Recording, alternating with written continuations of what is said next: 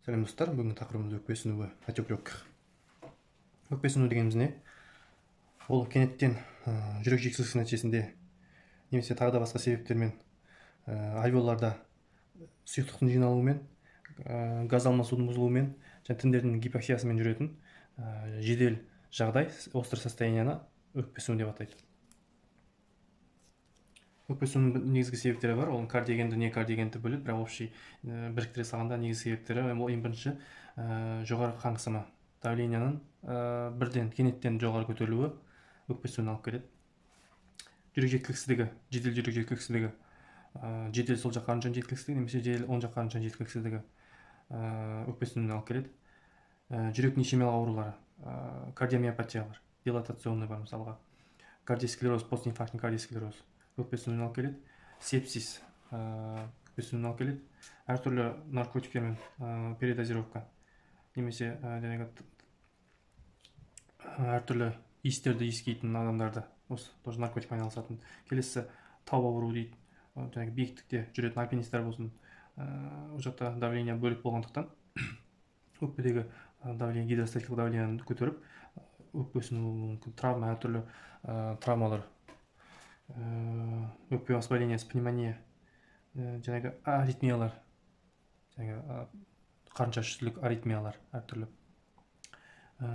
инфаркт миокарда, подъема места тоже өкпе сынуына алып келеді. Сонымен патогенезі қалай жүреді? Ең бірінші осы себептер, мысалға инфаркт, аритмия болсын немесе жедел жүрек жеткіліксіздігі, например, жүрек жедел сол жақ қанша жеткіліксіздігі болған кезде сол жақ қаншадағы диастолық давление көтеріліп, қан сол жақ қаншадан сол жақ жүрекшеге қайтадан рекуркитация болады да, ол ары қарай сол жақ жүрекшеден өкпе тамырларына барады, өкпеге барады. Нәтижесінде үлкен көлемді қанға өкпе гидростатикалық қысымы көтеріліп, өкпенің онкотикалық қысымы төмендейді. Гидростатикалық қысым көтерілгендіктен өкпе артерияларында компенсаторлы спазм болады. Спазм болғаннан кейін ол жердегі қанның сұйық бөлігі ең бірінші өкпе аралық тіндерге құйылады. Нәтижесінде интерстициальды отек дамиды. Ары қарай альвеолалар поражаться етеді де, зақымданып, интерстициальды отегіміз альвеоларлы өкпе сынуына алып келеді. Альвеолада сұйықтықтар жинала бастайды. Және де жүректегі астма, сердечный астма алып келеді. Ол өз алдына кішкене айналым шеңберін ойға түсірсек, өкпеден қайтадан сол жақ, оң жақ қарыншаға түсіп, үлкен айналым шеңберінде застой болады. Нәтижесінде ОРДС, яғни респираторный дистресс синдромы дамиды. Осы патогеніне қарай бізде клиникасы туады. Яғни адамдарда цианоз, закрыт цианоз, вынужденное положение дейді, ортопной қалпы, одышка, выраженная одышка, аяқтарды ісіну, өкпесінде қысырыл, оны фоноскоппен естімей сырт былай жанында тұрса да өзі әртүрлі калибрлы ысқырықты сырылдар естіледі. Кашель болады, и давлениесіне жоғары болса, мысалы головная боль, головокружение,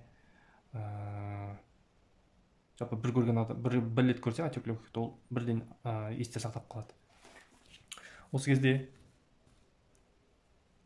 бізге ең маңыздысы бірінші көмек. Қандай көмек көрсетеміз? Бірінші, пациентті отырғызамыз.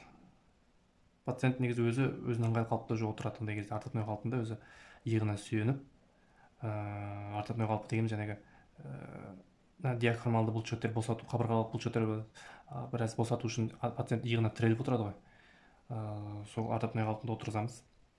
Ал егер давлениесін өлшейміз, пульсоксиметрия жасаймыз, кислород қолындағы оксигенотерапия жасаймыз, яғни канулямен давлениесін өлшейміз. Осы кезде егер давлениесі төмен болса, пациентті отырғызбаймыз, ол кезде жартылай жатқызып, басын көтеріп отыр. Жартылай жатқызамыз, басын көтеріп қоямыз. Егер давлениесі жоғары болса, онда ең бірінші көмек обезболивающий етеміз, дыхательный паниканы алу үшін нитроглицерин беруге болады, таблетка немесе аэрозоль түрінде.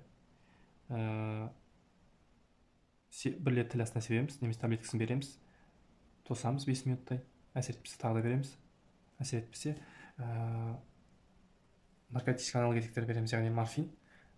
1 миллилитр 0,9% физостормен 20 мл араластырып 4-10 миллиграммнан дробно дейді, яғни аурусуну басылғанша енгіземіз.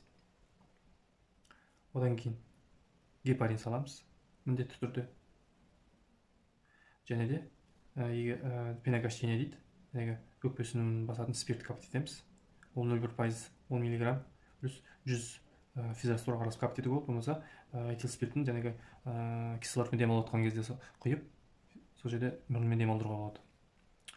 Оны 10 минут сайын демалдырып, 30-40 минут аралығында капт етіп, немесе кислородпен беруге болады. Ал егер давлениесі 100-ден төмен болса, онда бірінші давлениесін көтеріп аламыз. Допамин, немесе бірінші преднизолон салуға болады.